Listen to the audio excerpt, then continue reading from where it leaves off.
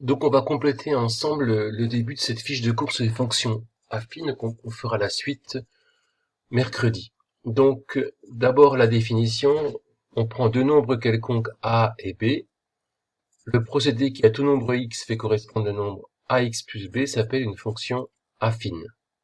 Si f désigne ce procédé, on a f de x égale ax plus b, où f, deux points, x donne ax plus b.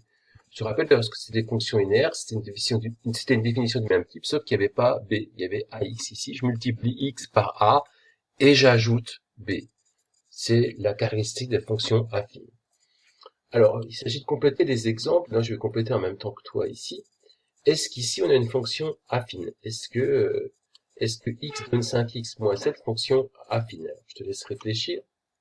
Si c'est une fonction affine, ça veut dire que tu peux trouver a et b.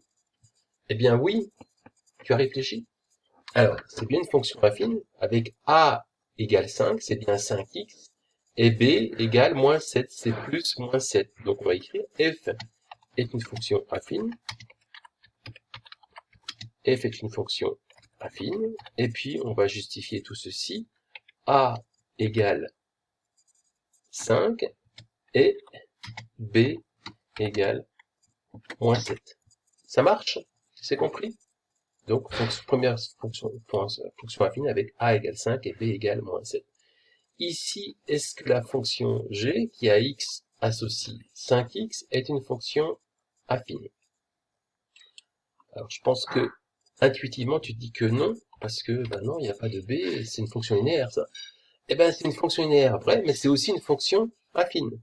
Alors, on va retourner ici. Là, il y a bien ax 5x, a c'est 5, et b c'est 0. Donc f est une fonction affine, et on va ajouter a égale 0, non, a égale, pardon, 5, et b égale 0. Et donc on peut dire que f est aussi, zut, f est aussi une fonction linéaire. Je ne vais pas écrire ça en majuscule. F est aussi une fonction linéaire. Bien, alors on passe à la suivante où on a x qui donne 5, et donc là on remarque qu'il n'y a pas de x. Donc, première, ce qui vient à l'esprit, ah ben non, il n'y a pas de x, c'est pas une fonction affine. C'est pas comme ça qu'on se pose la question, c'est est-ce qu'on peut avoir un a et un b. Alors quand a égale 0, 0 fois x, ça fait 0. 0 plus 5, ça fait 5. Donc b égale 5 et a égale 0. On a donc bien une fonction affine, mais c'est une fonction affine particulière, c'est ce qu'on appelle une fonction constante. Constante, ça veut dire que ça ne dépend pas de x, il n'y a plus de x dedans. Donc f est une fonction affine.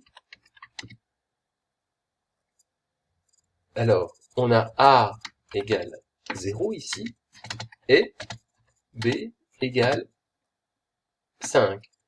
Et on va dire ici, f est aussi une fonction constante. Alors, constante, ça veut dire que c'est quelque chose qui est constant, c'est quelque chose qui ne bouge pas. Elle ne bouge pas, elle ne dépend pas. Il n'y a pas de x dedans, donc ça veut dire l'image de x ne bouge pas. C'est toujours, voilà. Et dernier exemple, x donne 5x carré moins 7. Eh bien, là, f n'est pas une fonction affine. Pourquoi c'est pas une fonction affine, tu as trouvé? Ah oui, il y a du x carré. On peut dire que c'est du x fois x, mais sauf que x, ça varie. Il faut que le coefficient a, il ne dépende pas de x. Donc là, c'est pas une fonction affine. Chaque fois qu'il y a du x carré, etc., c'est pas une fonction affine. Voilà donc des exemples de fonctions affines ou de non-fonctions affines. Alors, image et antécédent, je pense que ça t'a déjà compris depuis quelques temps. Là, il y a encore un petit O à la place d'un U, ça doit être juste à côté. Oui. Alors, exemple, on considère la fonction qui affine, qui a x associe 5x moins 7, il faut trouver l'image de 3 et l'antécédent de 4 par cette fonction.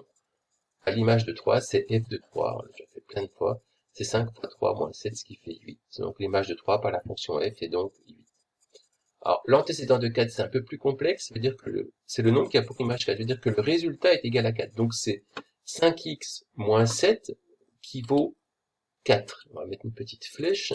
Qu'est-ce que c'est 5x moins 7 qui vaut 4? Le résultat vaut 4. Donc, j'ai l'équation 5x moins 7 égale 4. C'est une genre d'équation que tu es maintenant à l'aise, ou tu es à l'aise maintenant pour la résoudre. J'ajoute 4 dans chaque membre, ça nous donne 5x égale 11. J'ajoute 7 à chaque membre, parce que j'ai moins 7, j'ajoute 7. Donc ici j'ai 5x, 4 plus 7 ça fait 11. Et je divise chaque membre par 5, ça nous donne x égale 11 cinquièmes, ce qui fait 2,2. Donc l'antécédent de 4 est égal à 2,2, ce qui peut se vérifier en calculant l'image de 2,2. Si je calcule 5 fois 2,2 moins 7, ça fait 11 moins 7, ça fait 4. Donc c'est bien l'image de 2,2, c'est 4, ce qui veut dire que l'antécédent de 4, c'est 2,2. Voilà, la suite du cours, ça sera pour mercredi. Au revoir.